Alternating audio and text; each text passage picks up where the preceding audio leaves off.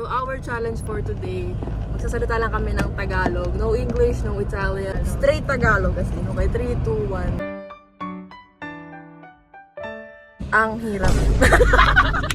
Simula na! Kaya naisip namin na gawin ang challenge na to. Ang hamon na ito. Ang hamon na to. Nakikita nyo ngayon na wala akong Makikita mo makeup. ngayon na Bakit huwag natin to i-post? pinag-uusapan namin kanina na bakit nga ba sobrang Oo. kay Jess. Kasi siya, sorry. Yan ang pag-usapan namin mga panggit ng anak.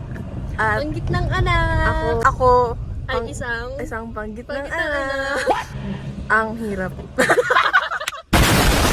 Kasi, muntik ko nang sabihin ng Tagalog. Ng English. Ang hirap pala mag-Tagalog. Kasi pati ang mga Pilipino, hindi na sila Tatagalog. Tagalog na Diretso. diretso. Sa pamilya namin, ang laging mas wild. Walwal. Ang laging mas Rebel. aventuryoso. Rebelde. Oo. Ay mga panganay. Mm. Like si